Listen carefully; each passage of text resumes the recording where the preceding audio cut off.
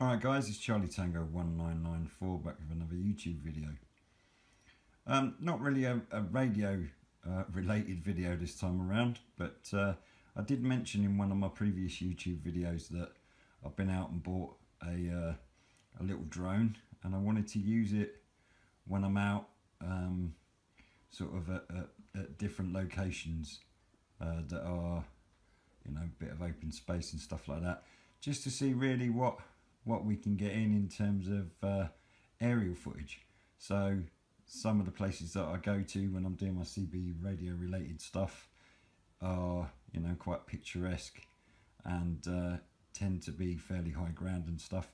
So there are some really nice views, and I thought, as well as kind of the standard photography that you'd get, or you know, when you're filming views and stuff like that, it might be nice to try and get some footage off the drone.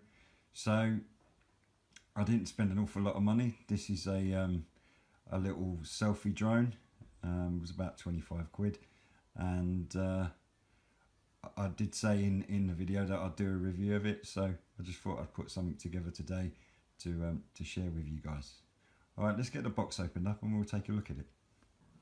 So when you open up the box, you get like a little pouch, and then a few extra bits and pieces.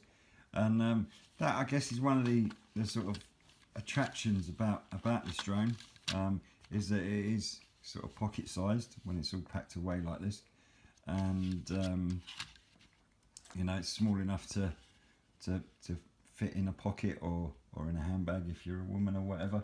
And I guess that's why they call it a selfie drone. The idea is you can sort of take it to a certain altitude and snap some pictures with it. So that's the idea behind it.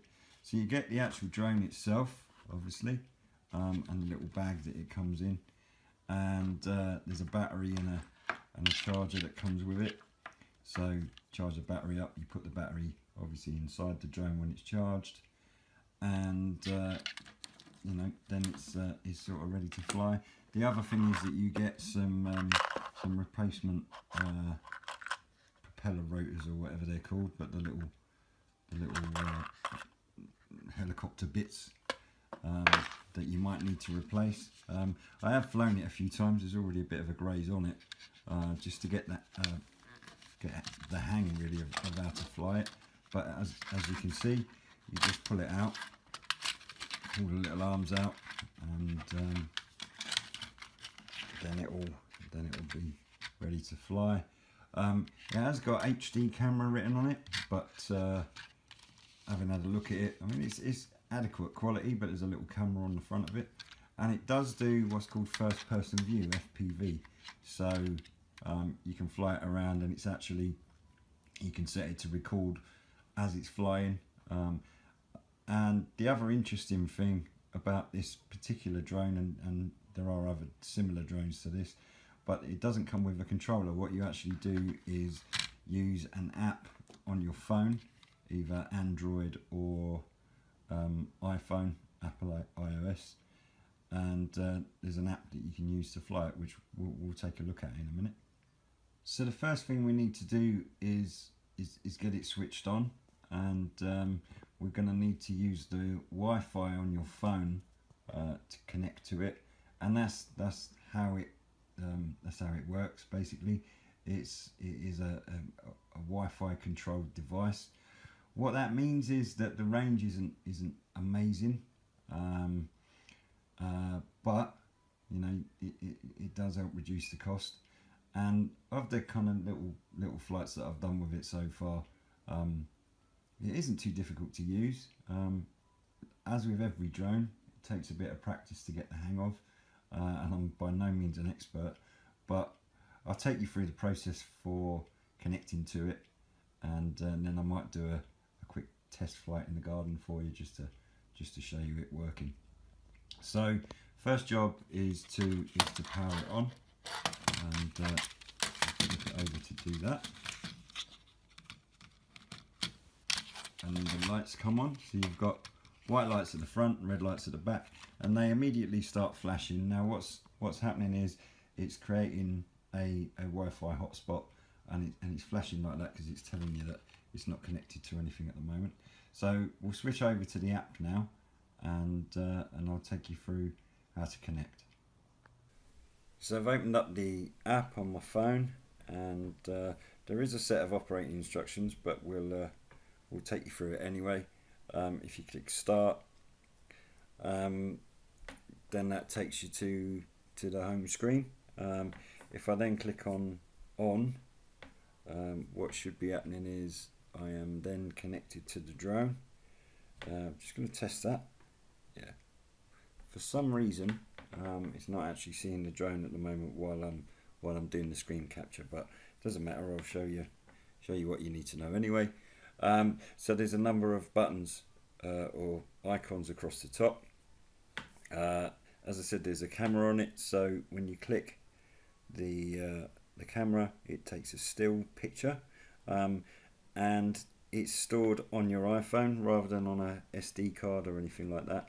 So that's more convenient for some people, and likewise with the video. So it's probably going to grumble that there's no memory card because it can't connect or it can't see the drone at the moment, but that would be exactly the same to do video as opposed to picture. Also, what you would get, and I'll see if I can find a way to get it onto the YouTube video that I'm doing, is that on the screen you would see what's coming through the camera, so you can sort of see your surroundings and frame your shots properly and stuff like that, but I'm not going to be able to show you on this. And then you can go into your library, so for pictures that you've taken and for videos that you've taken, you can get to them this way. They also go into your photos on the phone, so you can find them that way. And then we sort of get into the features of the drone itself. There's a settings tab. Not really sure much about that at the moment, about 720 preview and stuff like that, so if you wanted higher definition, I guess, on the screen. Then one interesting thing, but before we get into that, actually, let me just show you the virtual controllers. If I just put my fingers on the device to make it elevate, push it up, to go up in altitude, and to take off actually, and then to drop it down, and then right and left is your yaw. So to make the drone turn round to the right or turn round to the left, there's a bit of a knack to that, to be honest. I've not quite got the hang of that as yet, but that's how you do it. And then forwards, backwards, left and right, so on, you can understand. That's basically how you control it. You just rest your thumbs on those two circles, and that's kind of how you maintain flight and stuff like that, and direction. These bits on the right and the left are your trim. So if you're finding that you're putting a lot of left on it and it's not responding as accurately as you need it to, you can adjust the trim on it. And now it starts getting a bit more interesting. It's got a gyro setting on it, and what that means is it's picking up the how level the iPhone is. Sorry about that. Something else just popped up on the screen. So if I tilt it forwards, it goes forwards. If I tilt it towards me, it goes backwards, and then left and right. And I find that that's the easiest way to fly it, to be honest.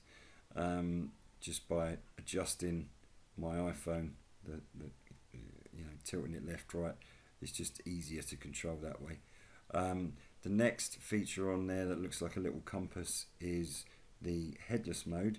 And what that means is with the yaw, when it's facing towards you, the controls are reversed. So if I then want it to come towards me, I have to actually push backwards. So I'd have to do that rather than that, which takes a bit getting used to be honest. So if you put it in headless mode, whatever direction it's facing in, it will. So if I want it to come back towards me, even if it's facing away from me or at an angle from me, it should still come back towards me if I do this. So headless mode, I think, is a good thing to have, although lots of the people that do fly drones, better than I do, don't always use that. There's also a 360, if I get a chance to show you. If it's flying around and you hit that, it will automatically do a 360 in the air, basically. So that's a cool thing. And then it's got a rotating screen. Now, I've never really quite worked out what that's for, but what that does is inverse your screen. So instead of it being looking up, it looks down. Then another important control is right on the far end side is, I don't really know how to explain it, but it's the amount of range on your controls. So 30%, if you give it hard left or hard right, it's a bit more gradual than at 60%.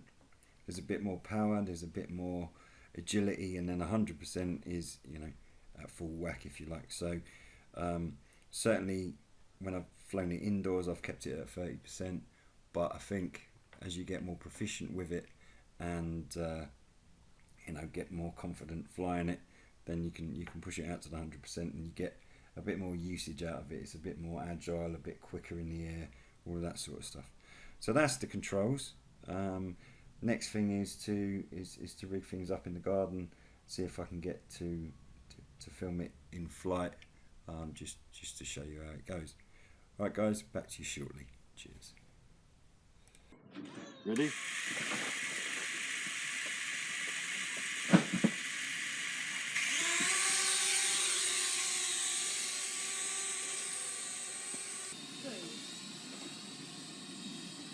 You can see it.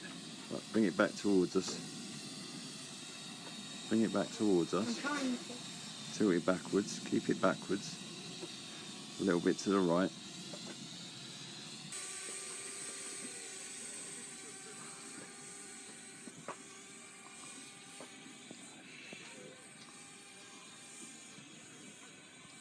I'm trying to control it.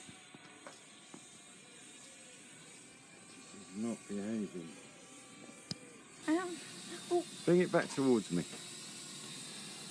I'm scared. It's too hot. Bring it as close as you can to the tent. This is what wait. Good. Now a bit to the right. That's better. Okay, I want to drop it.